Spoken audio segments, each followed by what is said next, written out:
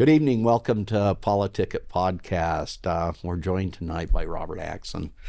And Rob, I mean, this is great. You're going to run for state party chair. Yep, looking forward to doing it. You put your hat in the ring, kind of the last minute. Yeah. Right? No, absolutely. And first off, Senator, it's great to be with you. And John, I think very highly of you, and I appreciate your willingness to step up on a host of issues. And thank you for inviting me on to chat about this. But yeah, at the end of the day, I think anytime you're doing something for on a voluntary capacity because you believe in it, you need to think through, are you the right position or the right person at the right time to step up and help the organization that you're trying to assist?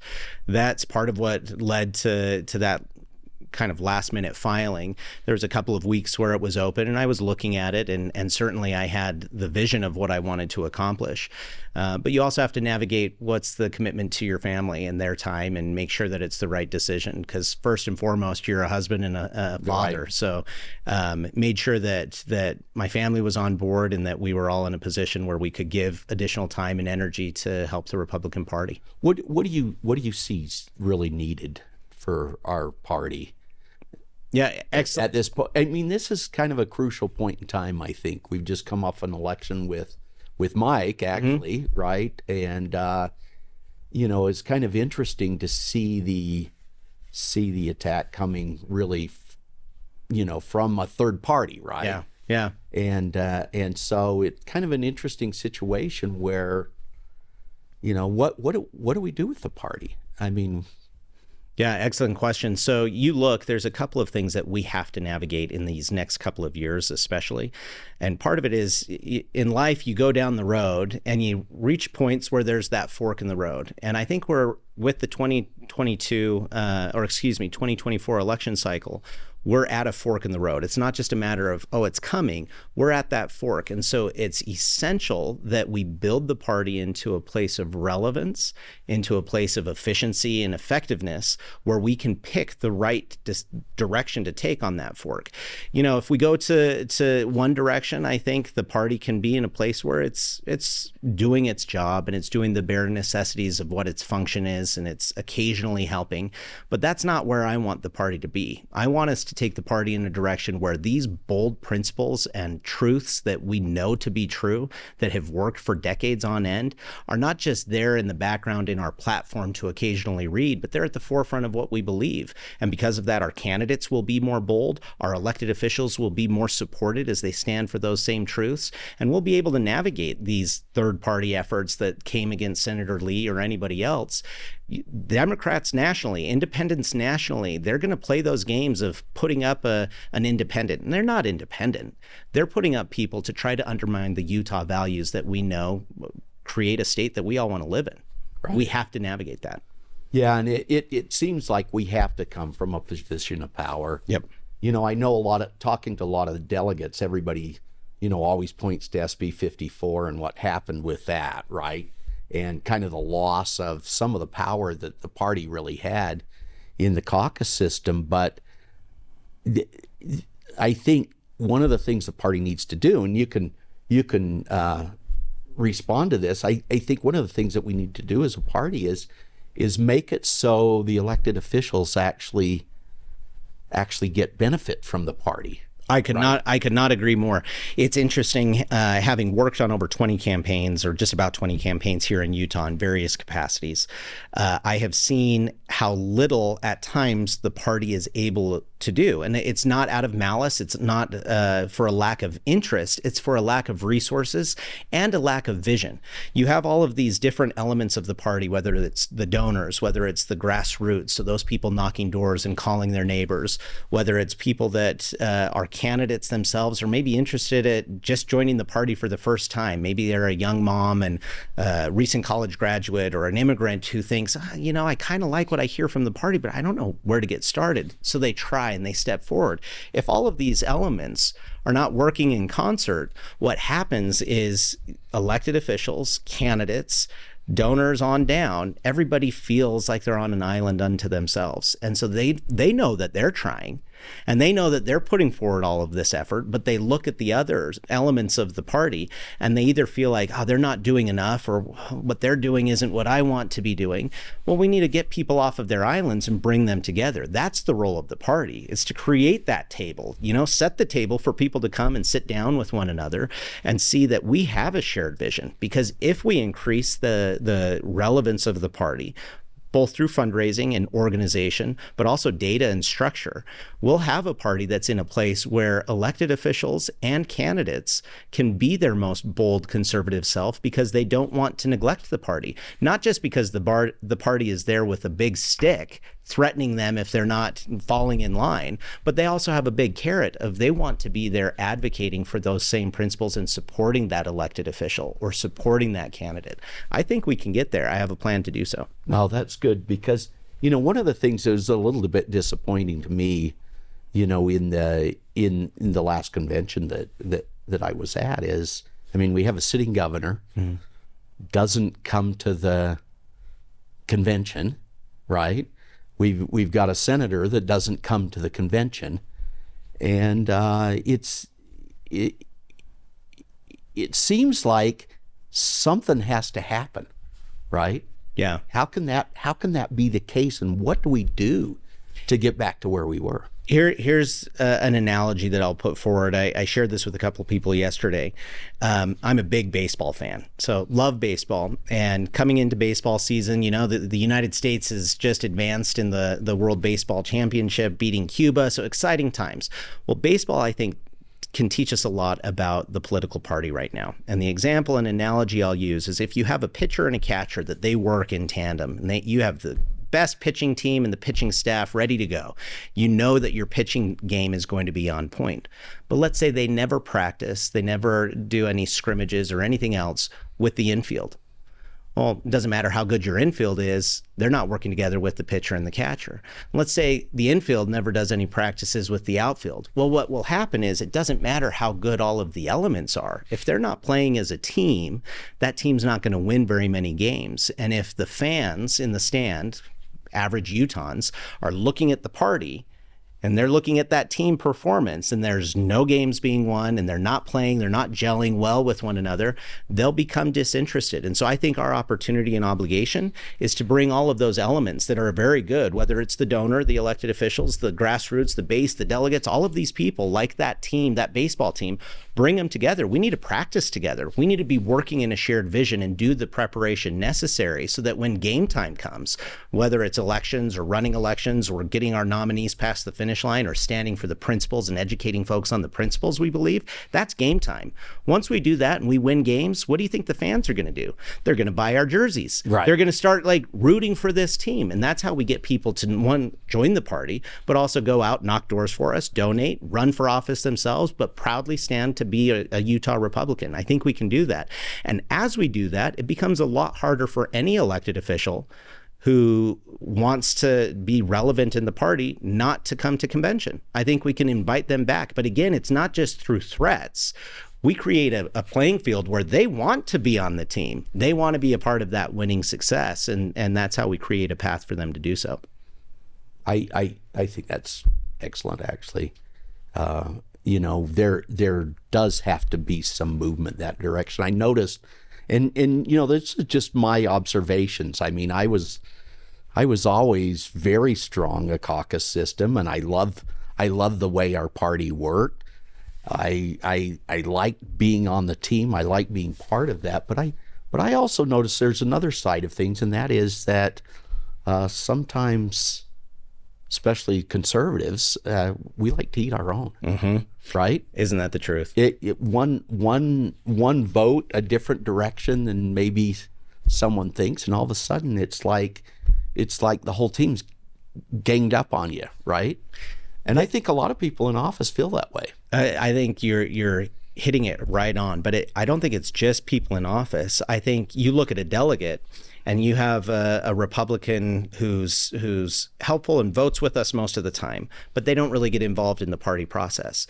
It can be easy for both of those folks to, again, eat their own by saying, oh, well, look at these delegates. They're just out of touch with the average Republican. Or the delegates can say, well, look at that person over there. They don't even get involved in the process. They don't help. They're not even here engaging. Do they even know the platform?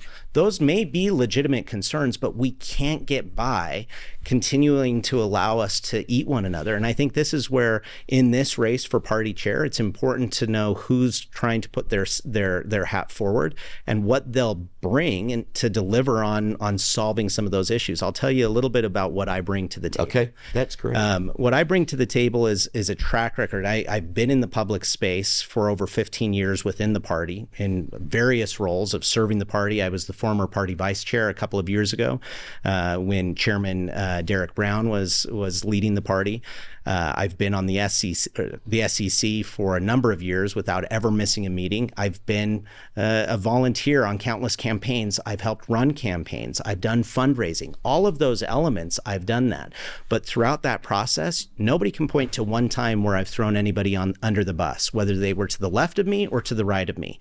I may be fairly conservative and on that principled end of, let's stick to the platform. But I'm never going to chase somebody out of the party who's barely clinging on to their party membership. And I'll tell you why. Because if you have shared experience, you can educate people on what it means to be a conservative. Most folks who are barely engaged in the party probably haven't read our platform. By not reading our platform, they probably aren't aware that the Republican Party is at the forefront of fighting for their future.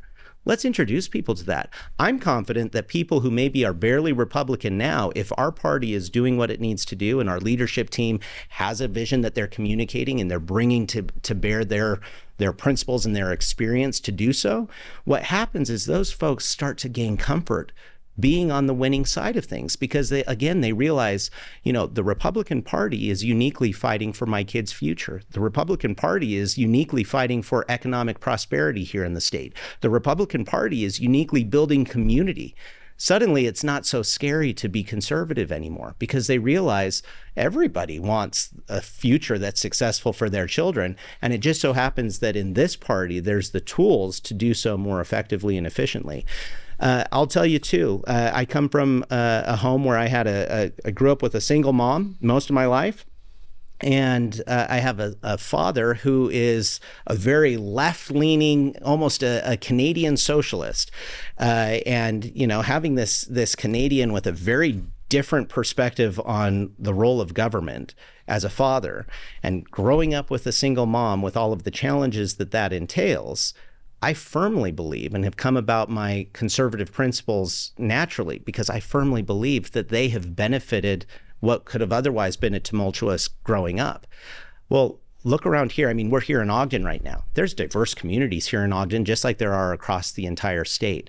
Every single one of these communities that call Utah home, whatever they look like, whatever their background is, whatever their story is, I'm confident and I firmly believe that the Republican Party has a crucial and essential role to play in helping their lives improve. And anytime that we're losing focus on that, that's when we start eating our own. But let's bring that vision in, and that's going to be my goal, is let's stand on the principles. But just like Frederick Douglass said years and years ago, and I can't remember the exact quote, but he talked about, I'll work with anybody to fight for the right principles. And I won't work with anybody to fight for the wrong principles. So let's find those right principles. Let's stand there. Let's invite inclusively whoever will fight for those principles. We'll be unbending on the principles and the platform, but there's room for everybody to fight for that, and Utahns will benefit accordingly. That's marvelous. I think you're right. I think that many people haven't even read the platform. And, whenever I do read the platform, I think, oh my gosh. But, I went to Weber State during the Reagan administration. When I was there, all the students were conservative. All the ones I knew, right? May not have been the whole of the campus, but we had hundreds of people in the college Republicans, right? And, and what's weird when you reflect on that period is that prior to that, we were a blue state. Yep. Right? Orrin Hatch took an election against Frank Moss, who was the, probably third most powerful senator in the Democratic Party. And he won that election. And, he talked about these principles just like Reagan did, right? And we need to get back, I think. And maybe that's just me, but I back to the party of Reagan, right? I mean, the shining city on a hill, the greatest country on the face of the earth. What happened to all that? Yeah, you're exactly right. And keep in mind, we have to solve how we're narrating to younger voices and younger generations and onboarding them to the party. It's not just about like saying, oh, this is what we believe. Let's hand in hand bring them along and see where they want to go. And we'll teach them the principles. And together we'll say, okay, this is where we can go. This is consistent with the brand of the party and how this will fight for everybody's future. And this is a place that you want to be. We need to bring them along. And I'll tell you why we need to solve this issue faster here in Utah than anywhere else. It's because we're the youngest state per capita. The issue of any generational shift and our inability as a party to articulate a vision of conservatism and these principles that we know to be true, we're going to lose that battle and face the heat of that battle here sooner than anywhere else because of that dynamic. So we have to be at the forefront of that. I believe that we can, because just like you said, Utah was a blue state. Most of us don't remember that because either we weren't alive or it was so long ago. Utah was a blue state until the 70s. 76 when Orrin Hatch ran, like you said, and then President Reagan was able to seal the deal in 1980. But we articulated a vision. We articulated a message. We have to get back to doing that. And you notice, I mean, you go back to that speech that Reagan gave at the presidential convention or the national convention. When was it? In the 60s. I think it was Goldwater's year. Yeah. I mean, the speech that he gave then, 14 years or so before he ran for president, that was a bold speech. It's one of my favorite speeches. You can go back and read it. And he was bold on what we believe. He then fought for it. And you created this space where states like Utah went from being a blue state to being a red state because of bold, clear articulation of values. Keep in mind, it's interesting because if you look at Kennedy and a lot of the things that he said, he aligned pretty well. Yeah. Right? And it's just interesting. I don't think John Kennedy would recognize his party. Oh, absolutely not. Well, he was a pro-family, in spite of maybe some personal challenges, but he was a pro-family, pro-life, pro-gun Democrat. And the reality is the differences between the Republican and Democrat Party right now are as stark as any time that I certainly have seen in my lifetime. And as best I can read in history over the last 50 plus years, we're in a place where that stark contrast is as clear as day. I mean, really the only thing that delegates need to look at and Republicans need to look at, and more importantly, Utahns who are apolitical but vote need to look at, is the difference between California and Florida. Look at the difference there. Those are two similarly situated states. They both have beautiful beaches and coastland and one wonderful warm climate people want to live in. But why would you want to move your family to California, but you may want to move your family there to Florida?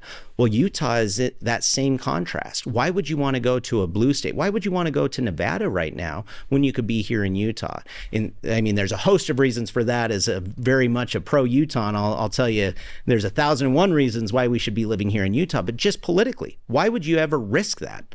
There's a difference on what you get coming to a red state from what you would get in a blue state. I look at my situation. I have 3 young boys and a young daughter. None of my kids benefited from the closing of schools. Not one of them. Right. The closures during COVID, and I'm not going to pontificate on intentions and everything else. I think everybody was navigating a whole lot of unknown at that time. But it has to be a lesson learned for all of us that we were very quick and willing at the time with information that was scary to close down schools and our children's benefits and education and socialization and their confidence and everything else because of our fear of the unknown. While we've learned a little bit different since then, we can never forget what happened to kids. And I think we're going to, as a country, be paying consequences for, academic success and even depression and other issues that our children are going to be going through because of those couple of years. And I bring that up as an example because even though the unknown of COVID was universal here in the country and around the world, the response in red states versus blue states was different. And so even though there can be 1,001 lessons learned with the hindsight that, as they say, is 2020, still, I'm grateful to have been in a red state that didn't mess it up as badly as the blue states did. Right. And you even have some blue states that are still trying to cling on to holding that up. We can't be doing nonsense like that. So that's the question that people have to ask. As we do that, it starts to become pretty clear, even for younger generations, that this party, the Republican Party, has the place, the ideals, the ideas that benefit their future. And let's be honest, I'm not a Republican because that's the end goal.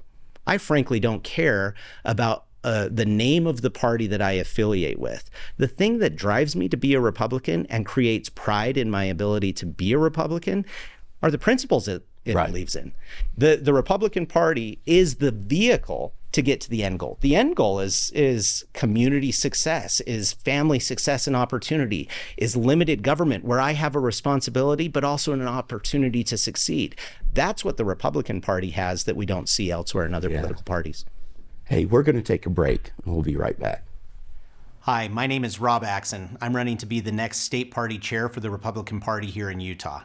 I'm a lifelong Utahn, and I firmly believe that our best days are not just ahead of us, they're right now. But we have to step up, and we have to earn it, and we have to keep it. We have to fight for those things that we know to be true. The Republican Party holds a special place to execute on that vision. The party at its best can be the place that convenes around true principles and executes to not only put the right people into office and help support them once they're there, but to fight battles on behalf of every Utahn across the state. We have 29 counties with 3.3 million people who are looking to thrive in whatever industry they work in whatever community they live in, and care most about the future that they're leaving for their kids and their grandkids. I know that's my biggest motivator, is what do my 3 boys and young daughter need moving forward? And it's for that purpose that I believe that there are important challenges that we have to fight and important questions that we need to answer. And more importantly, there's solutions that we need to bring to bear here in these next couple of years. I believe that I have the right principles, the right priorities, the right experience to deliver for the Republican Party. I'm looking forward to make sure that the Utah Republican Party not only gets its house in order here in Utah, to stand for what is true, but to do so inclusively, that we invite people to join the cause. Not that we're going to bend and change our principles, but that there's going to be a place for everybody to join the effort to move forward. And as we get our house in order and create a party that's effective and efficient, not only will it benefit our state, but we can then be an example and take that cause elsewhere. I'm confident that as Utah succeeds, so does the rest of the West. And as the Intermountain West succeeds, so does the rest of the country. Let's stand with others across the country by fighting for a Republican Party that is effective, that is winning, that is efficient, and that is right. I'm glad that our state is red, and with me, I'm going to make sure that we're painting it as red as can be, because the redder the better. Thank you. You can visit my website, robaxson.com, to learn more.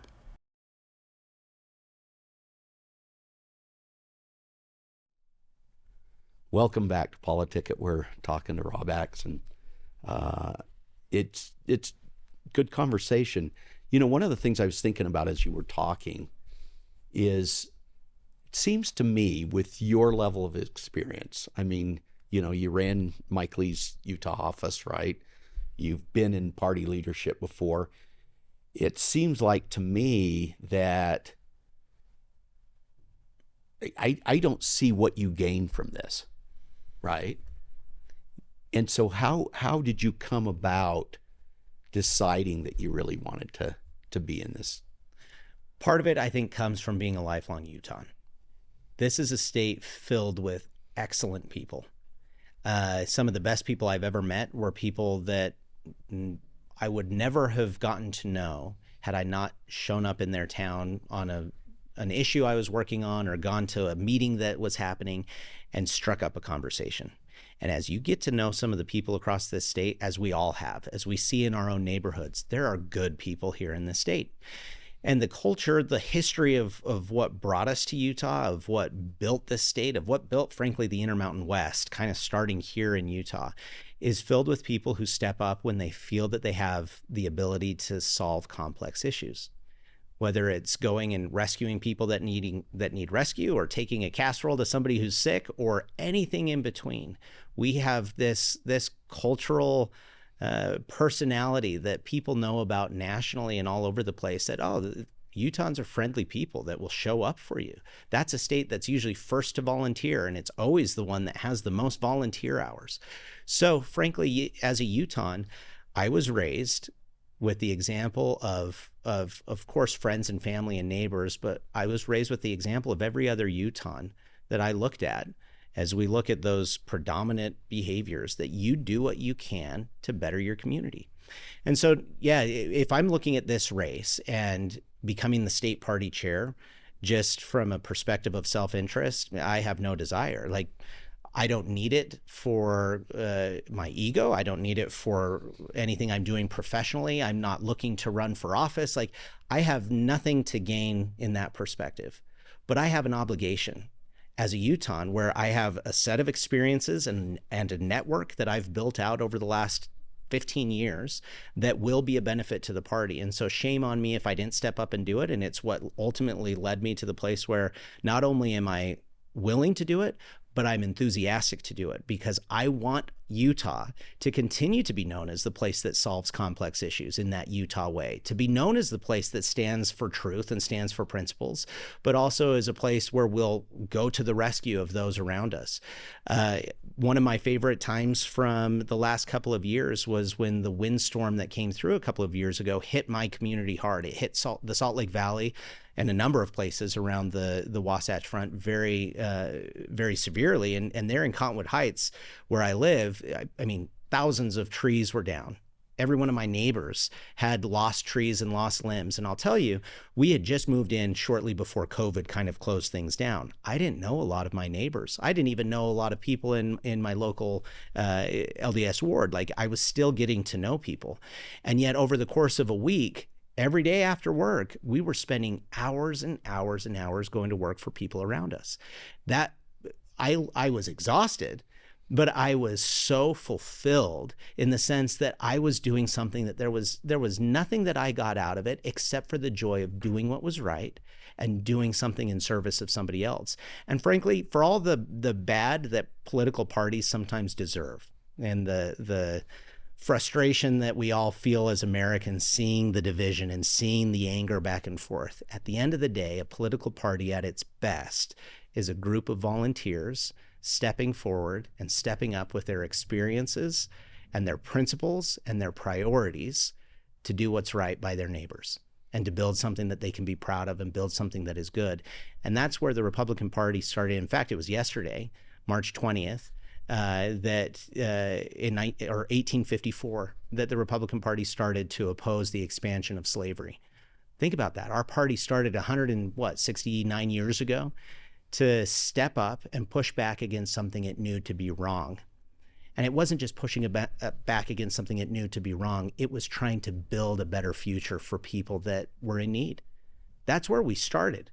And I firmly believe, and I am abundantly confident, that the Republican Party can be in that same posture of being at its best, of building something that is building a future, standing against that which we need to oppose, absolutely, but not just playing defense, but going on the offense in an inclusive, inviting way where we rally people to come our direction because we can fight for that future that we believe in. That, of course, is at the core of what it means to be a Utahn.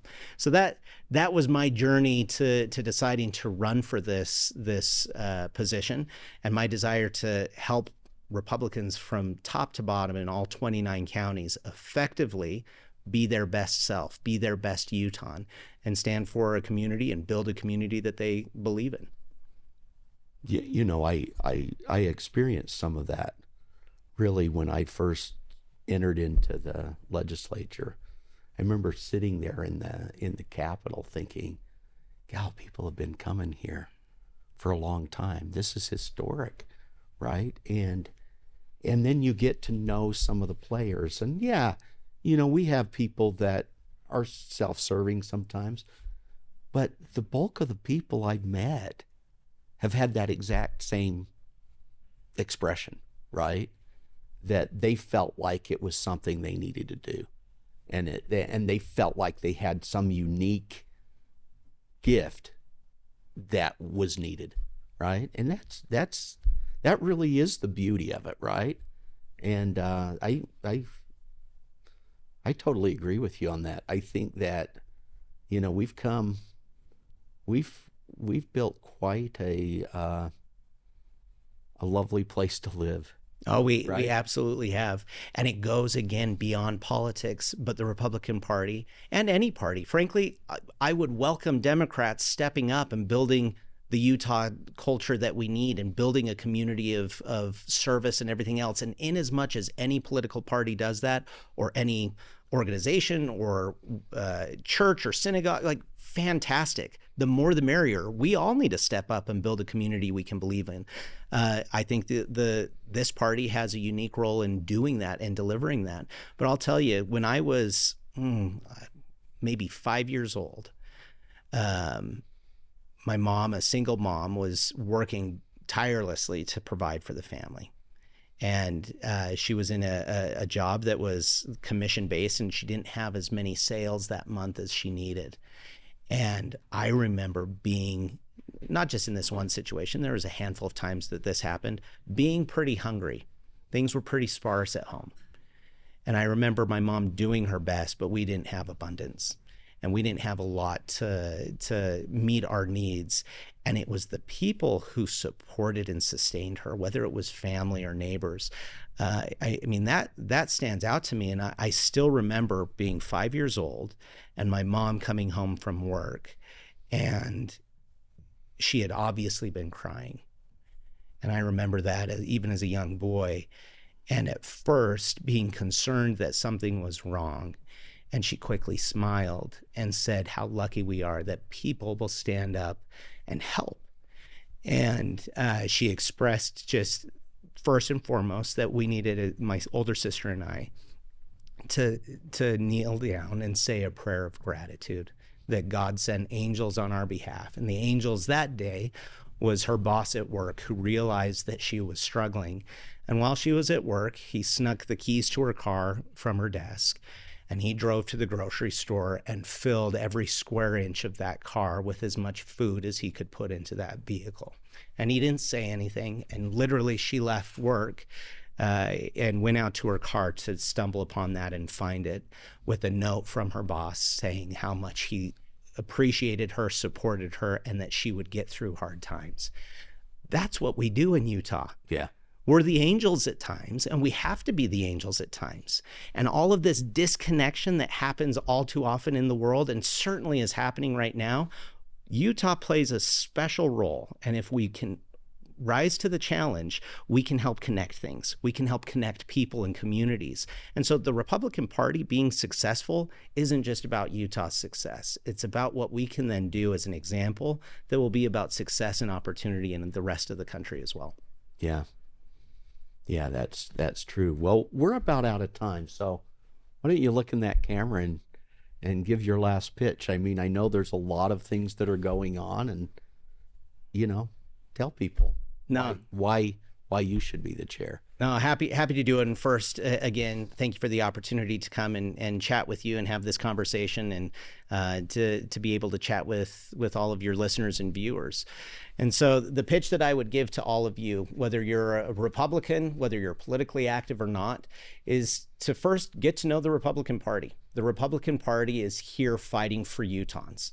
And our success is not just about politically winning on election day. The true at the nuts and bolts, the success of the Republican Party is fighting for those principles, fighting for those policies, for that platform, for those ideals that will create a future that you want to live in. We know that Utah is the right place to live. I'm glad to live in Utah, and I'm sure all of you are glad to live in Utah. Let's make sure that we keep Utah the place that we want to raise our families. Now, specifically to any of you who are a state delegate, I'm looking to earn your support and earn your vote at the state convention on April 22nd. I've been in touch with hundreds of you, and I will continue to be in touch with as many more as I can. With every single one of you, I'll be reaching out, sharing my vision of what I hope to accomplish. And again, I hope to earn your support. I believe that I have the principles, the right experience, and the right priorities to make sure that our party is successful moving forward. And not only can we make sure that Utah is successful, but if we get our house in order here, not only can we keep Utah red, we can help the rest of the Intermountain West stay red and return to being red. We've got work to do in Nevada and Arizona and New Mexico and Colorado. I'm confident that we can have national relevance by helping return people to that vision of what it means to be a Republican. So I'm looking forward to your vote, and I ask for your support. Thanks. Beautiful. Thanks, Rob. Yeah, nice absolutely. We'll see you guys next week. That was